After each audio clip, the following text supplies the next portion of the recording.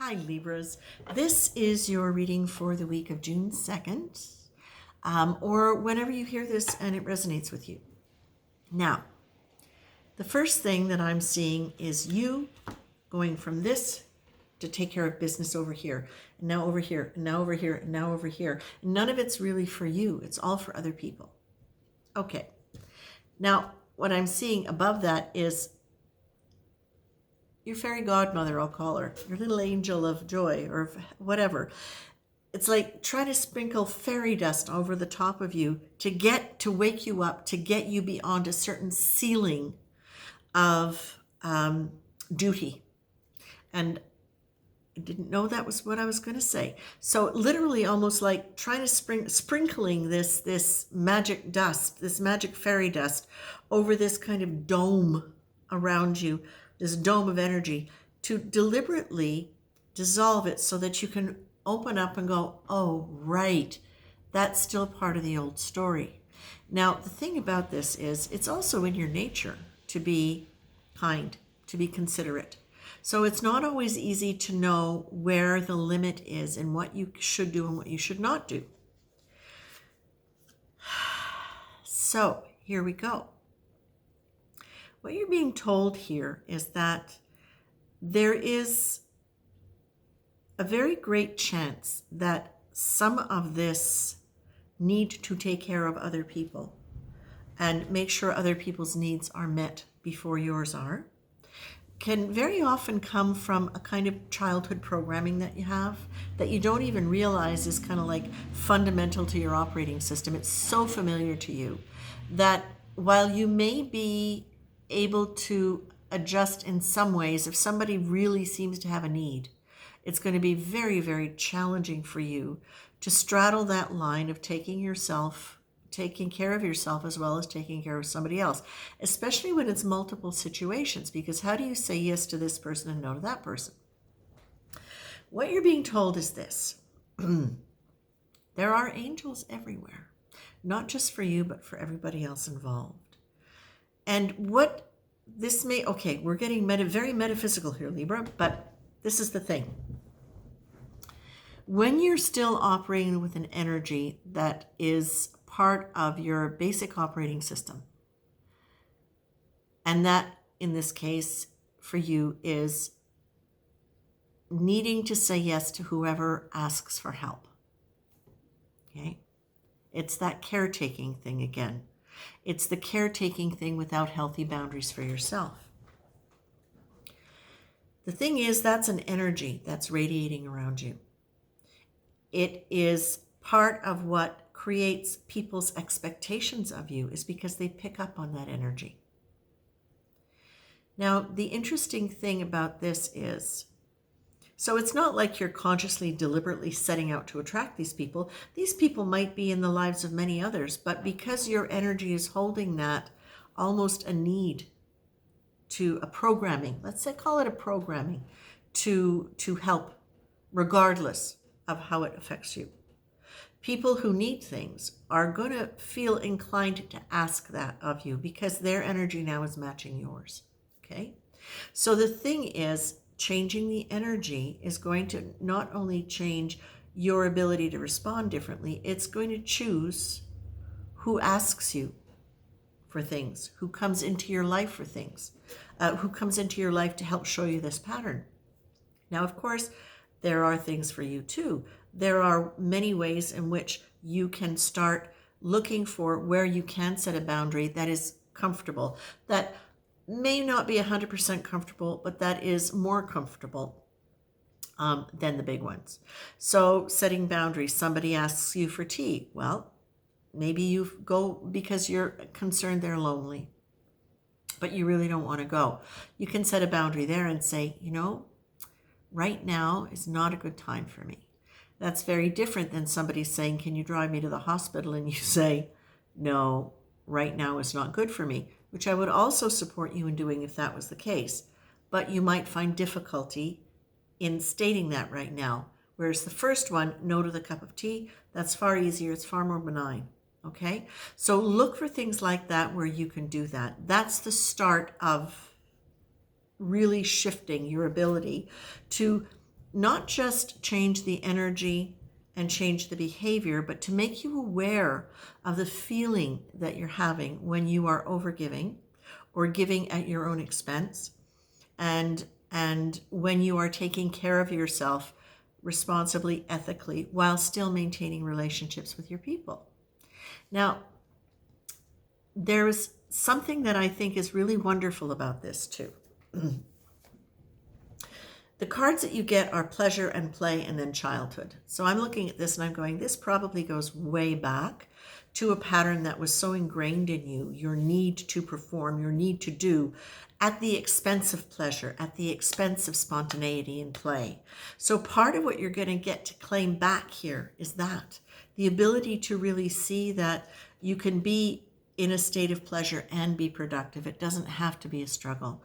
But what you're also getting to claim back here is your power, because your power is centered in that part of you that is beyond your personality. And what this is asking you to do is look at those parts of your personality where you have not been able to set boundaries for your own behalf. That is like spiritual 101, taking care of yourself first and feeling what is in alignment with your well-being first before you proceed beyond that. Now, the thing that I find fascinating about this, Libra, is that if this is happening in your life, if this is increasing in your life, and if your fairy godmother, Tinkerbell, whoever is there with the magic dust, it's to really highlight the fact that when you're starting to make positive changes, this is when the crazy makers come out of the wood.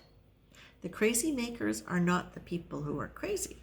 The crazy makers are the ones who are bringing up stuff for you that's almost designed to pull you back into the old pattern. And one of the things this is something that I was taught many years ago by a wonderful man in Unity Church, who was doing a manifestation program. He was just brilliant. Marvin, whose last name I can't remember.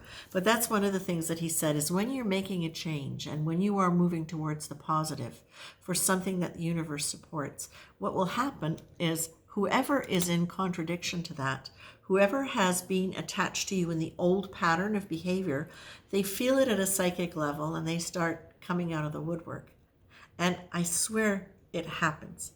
Now, it may not involve, in your case, other people coming out of the woodwork, old people coming out of the woodwork. It might just be people in your life suddenly asking a lot of you and needing more of you than you realized, or than would normally be the case, or many of them all at once. The reality is, it's very, very few people who have nobody else other than the person they are asking for help. But they'll always go the easiest route and the friendliest route. Now, you're also being asked to consider in terms of where you place yourself in terms of your personal power here. Power is not something, personal power, when it's centered in the soul power, it is something that is self-focused but not selfish.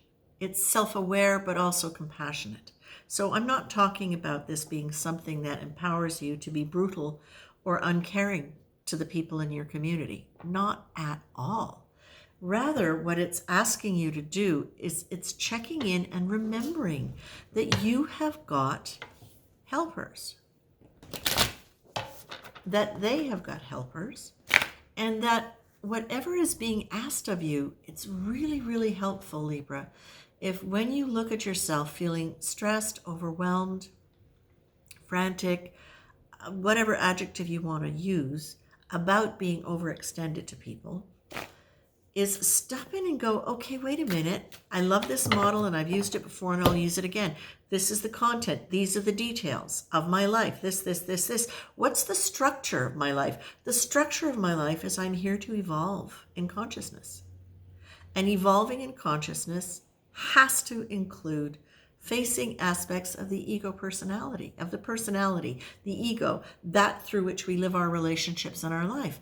It has to come to where we are not honoring personal power, personal compassion. It has to go there. because that's where we've been guilted and shamed and blamed and coerced and modeled and all of that into doing what other people want, or what we think other people want, or what we think is the best for other people, as opposed to us first. And letting that aligned feeling of goodness, power, compassion, self-compassion be the thing that now is our tuning fork, or not tuning fork, our dowsing rod for where we go and what we do next. Now, this is super, super important. And I really understand why the angels card comes up here. It's like your angels are rooting for you. They're sprinkling the magic dust on you.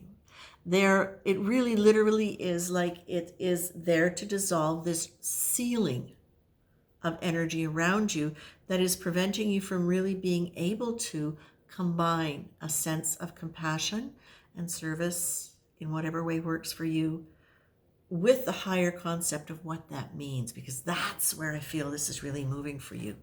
You've done a lot of work. You have done a lot of work. Sometimes some of you I watch and I'm dumbfounded at how much you have shifted your inner world in order to reflect the change in your outer world, and it's beautiful.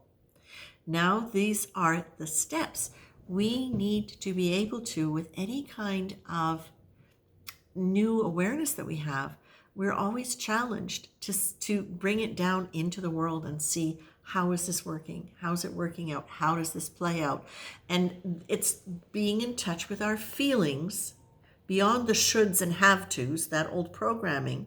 It's by being in touch with the deeper feelings that we actually bring that higher consciousness into the world and live it and let it guide our movements. So Libra, I feel this is wonderful because we start seeing it in the world around us, what the restrictions are in us, when we're ready to face it. It's like Jung says, you see the shadow self on the way out, not while it's hiding and underneath. So if you're experiencing this, give yourself a little bit of a pat on the back, saying, if this is happening, and if it's happening in a way where I'm aware of the fact that I really don't like it, it's not just automatic pilot now, but it's too much, then this, for me, is a great sign that you are really incorporating a lot of that higher wisdom and higher consciousness into the world around you. And now this is where you start using your feeling sense to discern where you need to go. And it will often bring up things like guilt and shame. All those things that I said are linked to that kind of controlling training that you've had, that we've had. Okay, so this is a good sign. Don't give up. Look up. Be aware that you have the angels with you. Be aware that they are sprinkling fairy dust. Now, what does that mean? I know it's a lovely little image, but if I look at that from a really literal way, it's that they are really channeling a certain frequency. It's there for you. It's really up for you to open up to that. Okay, it is really choice. It's your choice. Okay, when you are feeling overwhelmed, ask for guidance, not just to help, but to get what you need to get out of it. What's going to help you move out of it? And learn what it is, and know that you have grace to lean into. You are being told that you have grace. That it is just, again, it's that choice. It's that opening up and welcoming in the higher wisdom, the higher power, the guardian angels, and not forgetting that, not forgetting that while you get so carried away on that old ego structure that has had that must take care of imprint put on it, okay? This is where you get to see the differentiation and call in the troops, okay? Call in the angelic troops. All right? That is it, my dear Libras. Much love to you. Take care.